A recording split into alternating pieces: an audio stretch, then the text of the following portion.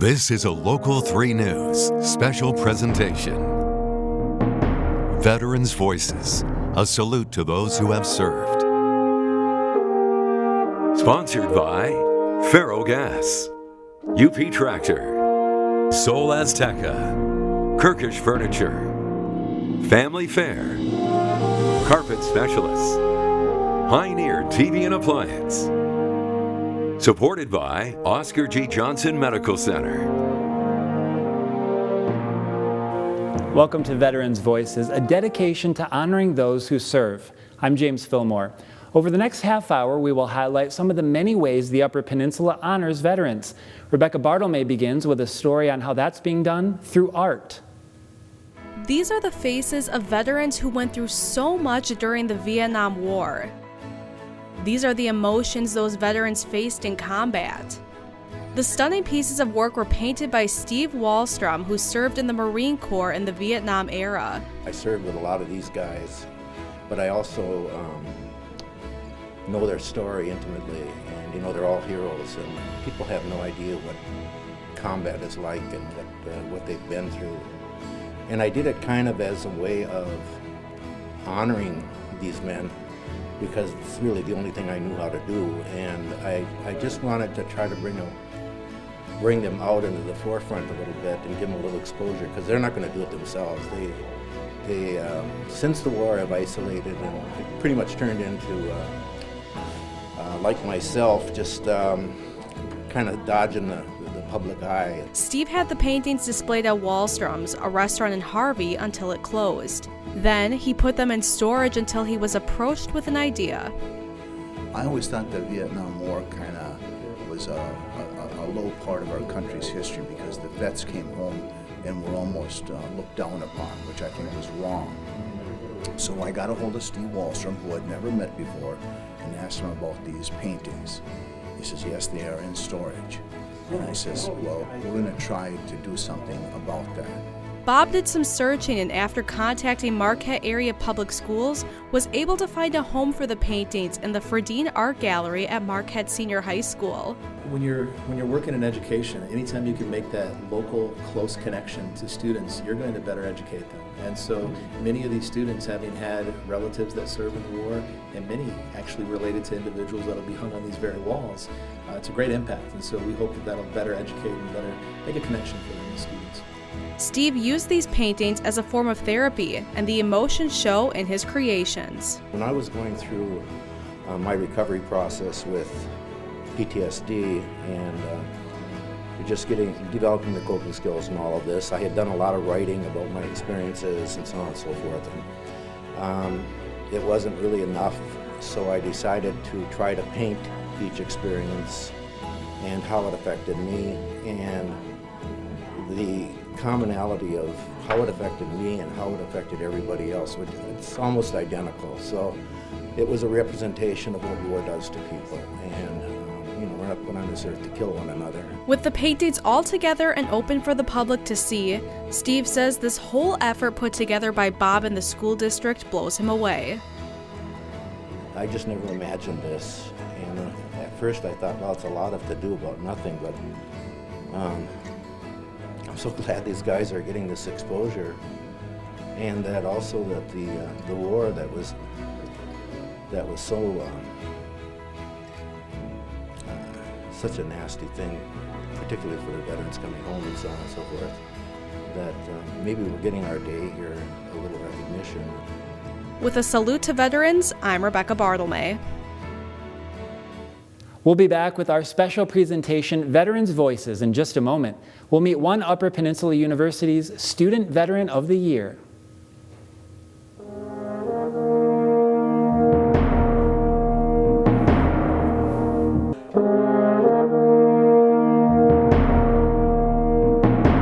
Welcome back to Veterans Voices, honoring those who serve.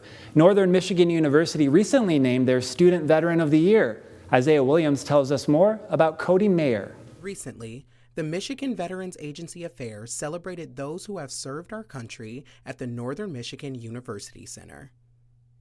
Oh, say, can you see by the dawn's early light One student veteran in particular was recognized. This is Cody Mayer, a 22-year-old sergeant in the Michigan National Guard. At just 17, he enlisted, still a junior in high school, but eager to lead his country. Since I was very young, I've always wanted to serve in uniform. The majority of my family members either are currently serving or have served. So to me, not only was it about patriotism, but it was almost about continuing that family tradition of serving our country and our state and our community. Now fast forward almost a decade later, he is being honored with the Student Veteran of the Year. On behalf of the Michigan Veterans Affairs Agency, I want to thank you for all that you're doing in all of your service outside of your military service. One of the things that we find very important is to recognize that National Guard members are veterans in this state as well.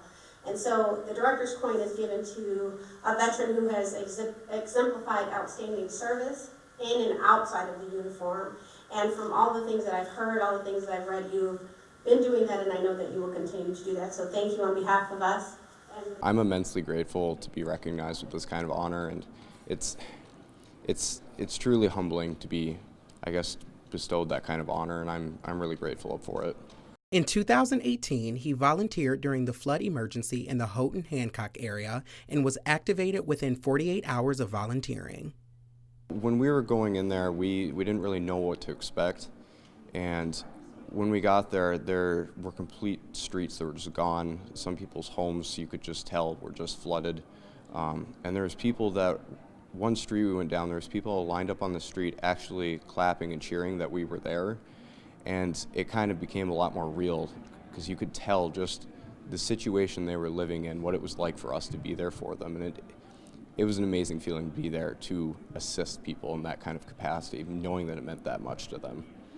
Mayer currently serves as a president of the NMU student government and is majoring in public administration. He was recently a candidate for Marquette City Commission and is expecting a child in March with his high school sweetheart and wife, Ashley. We're 22 weeks along right now. It's going to be a baby girl. We've named her Aria Marie Mayer. We're very, very excited. It's going to be, I don't even know how to describe it. But he tells me juggling life, the military, and family can be hard. It makes things more difficult. It makes classes a little bit more difficult, work life. Really all aspects of your civilian life can be strained at times. But it's worth it if you can manage to juggle it. It really is worth it to serve in uniform. After accomplishing so much in his short 22 years of life, I asked Mayer what's next for him and his family. I'm going to continue to try to serve both in and out of uniform the best way I can. Whatever direction God points me to, that's where I'm going to be going. With a salute to veterans, I'm Isaiah Williams. Stay tuned for more of our special Veterans Voices as we tell you the incredible story of one prisoner of war from the Upper Peninsula.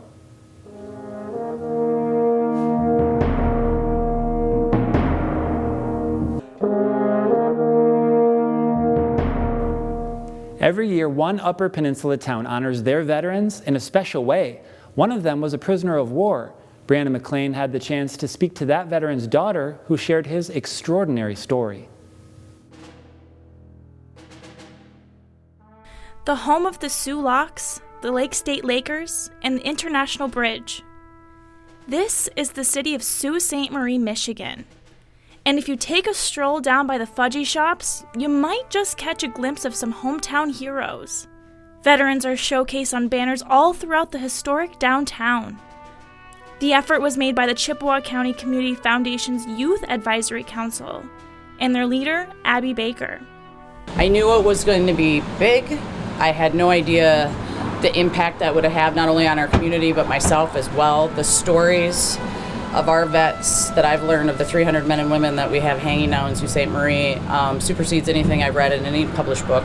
But it's been a great experience, and if you come to the Sioux, I encourage you guys to come, and if you think that your community might do it, come and check it out, and hopefully you get lucky and run into one of the vets or their families and listen to their stories, because it's truly amazing.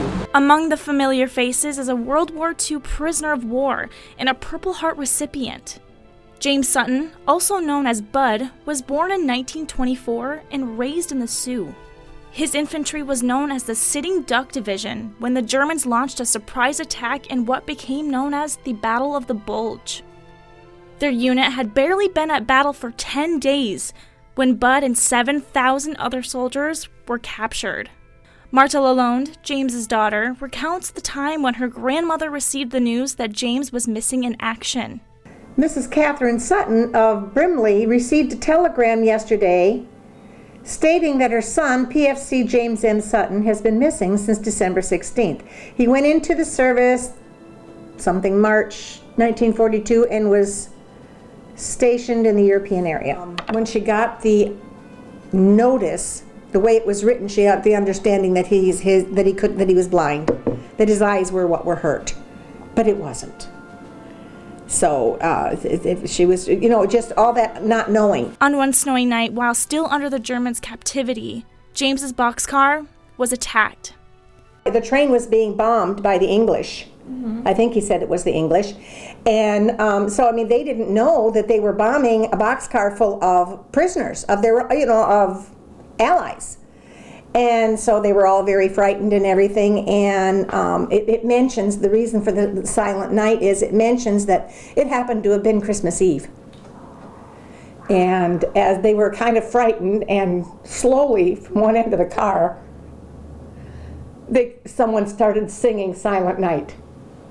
And then shortly the rest of them all tuned in, and that's what got them through the bombing portion and, away and on their way to camp. So the prisoners had small rations of tea from their helmets and a loaf of bread shared by 8 people. They spent a lot of time talking about their favorite food dishes while killing body lice with their thumbnails. The packages that were sent to the prisoners, like from the Salvation, for whoever it was that they sent packages to them, and there was like a whole platoon or group of like 8 of them or whatever, and they had to share the one box of stuff. There was M&Ms in it, and they all got like 8 M&Ms in their hand, and he talked about how that was a treat. After 4 months in the camp, he lost 55 pounds. James reached the rank of corporal. He received the Good Conduct Medal, Purple Heart, and the World War II Victory Medal. James Sutton passed away in 2009 in Cleveland. But it's special. Everybody's is special to their family, and that's all that matters, and that's why the banners are there.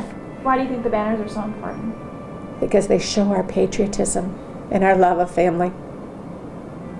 With a salute to veterans, I'm Brianna McLean. When we come back, how veterans are helping other veterans. That story, when Veterans Voices, continues.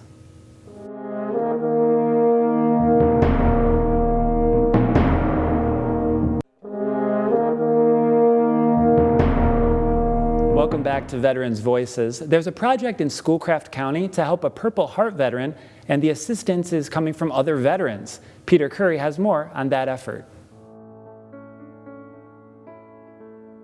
Home. It's not just a place, but an idea.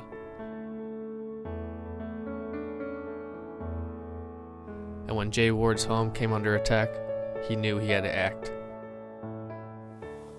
What drew you to joining the Army? I joined the Army right after 9/11. I had previously served in the Marine Corps and in the infantry. And after 9/11, I re-enlisted in the Army as a medic to go fight in the war. I remember that morning. I knew America was going to go to war and that it was going to be a big one. And I knew, even though I had already served my time in the Marine Corps, I knew that I wanted to go be part of that, the most significant event of my generation, that I needed to see it and be part of it myself. I couldn't just stand on the sidelines and let these things happen. I had to go be part of it in some way, somehow. After leaving the Marine Corps in the 90s, he became a civilian medic. After 9/11, he knew his training would serve him in the Army as a combat medic. It helped me to be a medic for an infantry platoon because I had already been in the infantry myself. So the boys knew that I knew their job and I knew mine, and I was good at my job, and so they had a lot of confidence in me as their medic. Jay's experience as a member of the infantry was an important part of his success as a medic, especially when his platoon was under attack. We were out on a vehicle patrol, and my vehicle passed a car, and when we passed that car exploded. It was loaded with artillery shells. That explosion blew open our Humvee and injured the guys in my vehicle as well as guys behind us in another vehicle. So 7 of us were wounded that day, and nobody was killed that day. And that's how I got my Purple Heart. I was hit in the leg, my door blew open, shrapnel came and got me in the leg, and I was the medic. So I fixed everybody else first, and then I fixed my leg. Jay's injuries earned him a Purple Heart and a medical discharge for his service. But when Jay came home and ran into problems with his chimney and roof, he was left wondering how to fix it and where the money would come from. That's when a combat buddy connected him with Purple Heart Homes, a veteran service organization that renovates vets' homes. I didn't know how we were going to fix the problems that we had, but I knew that Brad was my battle buddy at Purple Heart Homes, and they were going to help me figure it out. And between the two of us, we could put out feelers and figure it out. And that's the way it works, especially in combat vet circles. It doesn't take much to get the ball rolling for someone else to spread the word, for another vet to step in and help. And they know that I need the help if I'm asking. So, and Adam knew, so he stepped up, and he knew a guy, and that guy stepped up, and he was happy to help, and his whole crew stepped up, and they took days off work, from law enforcement, to come out here and build the roof. Chad Olsen, a Norway police officer and a National Guard veteran, was one of the general contractors who donated his time to help. Oh yeah, I mean, there was a lot. I ended up staying up there, you're taking time away from family and everything else, but, all very much worth it. He put his life on the line for us, so let's give it up a couple days. From his brothers in arms to his family in the UP, Jay says he's thankful for all of his family who helped make his home whole.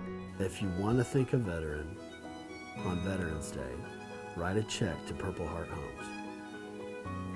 That organization is doing it right. With a salute to veterans, I'm Peter Curry. After the break, we'll look at some of the highlights from the Upper Peninsula Honor Flight.